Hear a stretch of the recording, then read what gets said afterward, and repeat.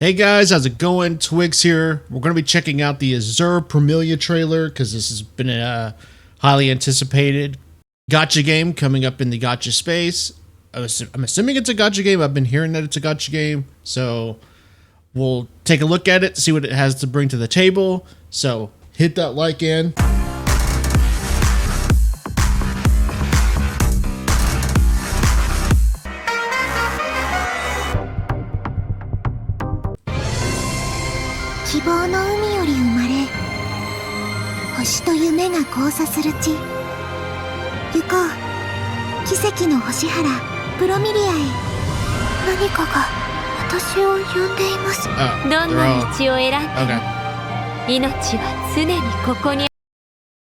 Oh my god. Holy shit.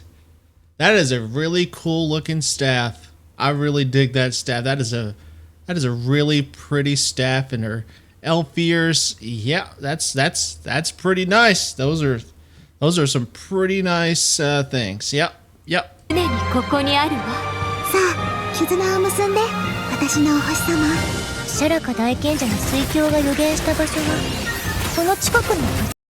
Alright, so we got your typical bow combat character. Okay. I think I saw a dodge mechanic. Okay. Riding around on mounts. Cool. Alright, that was kind of neat. Drown status. Okay. Shot. Okay.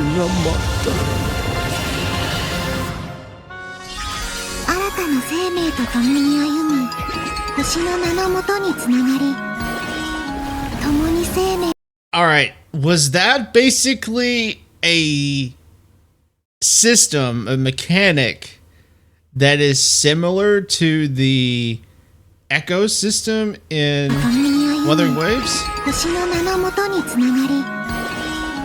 Okay, it looks similar. It probably isn't exactly the same, but it looks similar.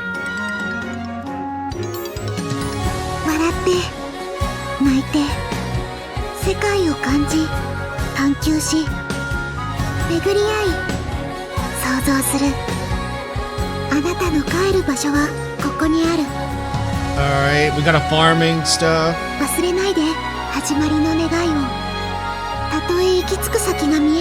Character models alright. So far look alright. I like it.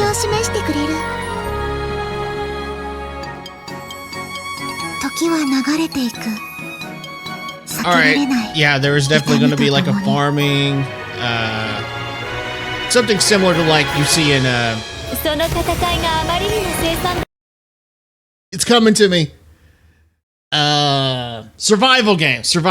Something very similar to survival games where you got the crafting thing and you basically create a little town where you got like your creatures farming. Very similar to Pal World. So I'm getting different blends of stuff that's going to be going into this game, at least based on this trailer.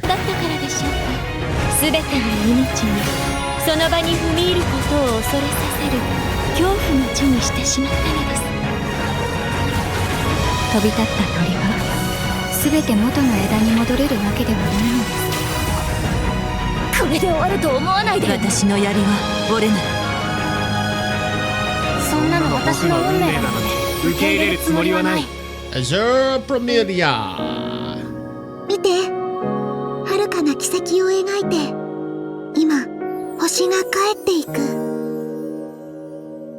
So, after watching this trailer, and it was a fine trailer, you got basically, and it feels like it's Genshin Impact mixed with certain elements of Wuthering Waves. And then you throw in some of the survival aspects and the capturing of creatures that we got in Pal World, and you throw it into one. And will I say that's unique? Absolutely. I'll give it credit. That does seem very unique to kind of throw in these kind of elements and just smash them into one. But my problem is that outside of the unique factor of throwing in, like, let's say, Pal World mechanics, I didn't see anything outside of the Pal World stuff that screamed anything else that makes the game feel unique. And like I said, we're setting aside the Pal World stuff. I basically see a anime-esque open world, as far as I know, RPG with what I did see was like elemental attacks, and I got this, like we see with this girl right here, very, very vibrant colors, character model types that scream, I'll put it this way, because this is where I'm getting at, and once I say it, it definitely will probably hit to the point that I'm trying to make. Very Genshin Impact-esque. And that is my problem with this game that I see so far. Like I said, we're setting aside the Pal World stuff. And when I look at this game, I'm like, okay, what else do you bring to the table? Because if the only unique thing you bring to the table is your Pal World type mechanics and gameplay,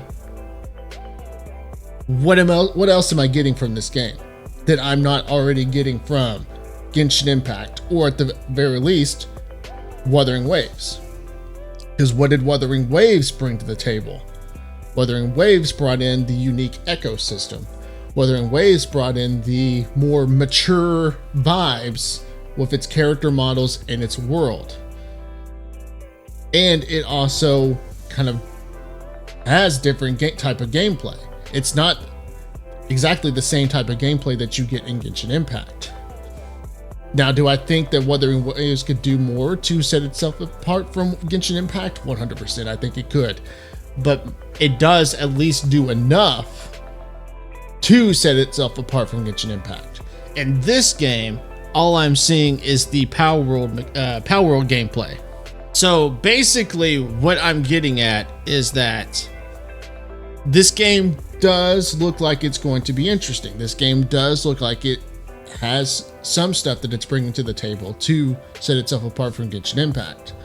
But what I'm at the very least trying to say is that I need to see more. Because I am, in my humble opinion, not seeing enough that it tries to do to set it apart from Genshin Impact. And for those people that will say, well, I'm at least going to play it anyways, I agree with you. I'll probably try this game out anyways. But for the normal player, the perspective that I'm trying to come from is, will this be enough for a player that's already playing Genshin Impact? Because let's be honest, even as much as I hate to say it, Genshin Impact is one of the top gacha games in the market. And so how are you going to make a Genshin Impact player want to at least try and play this game? If they have time to play both, fantastic. But if they don't, you got to do enough to set yourself apart. You got to do enough to pull them over and play your game. And that's what, and this is where I'm just trying to come from a humble place of constructive criticism of saying, I need to see more. I need to see what else you bring to the table that makes you different from what's already in the market. Because when Wuthering Waves came out, it just realistically had to compete with Genshin Impact. And in my opinion, it did do enough to set itself apart. And like I said, I think it could do more to set itself apart. With Azur Promilia, if it is, and I believe it is, an open world anime-esque gacha game, it now has to compete with Genshin Impact and Wuthering Waves. And the question is, what else does it have to offer besides the Pal World gameplay? And that's my question. And I'm not, and this isn't me shitting on the game. This isn't me dogging on the game. This is me saying this is what else I need to see. I need to see more. So definitely add down in the comments down below. Let me know what you guys are thinking. Let me know if this was enough to kind of sell you on the game, or are you like me where you just want to see more. You want to see what else it brings to the table, because that's, at the end of the day, that's all I'm saying is I need to see more. So, like I said, head down in the comments. Let me know what you guys are thinking. Hit that like and subscribe button, and I'll catch you guys later.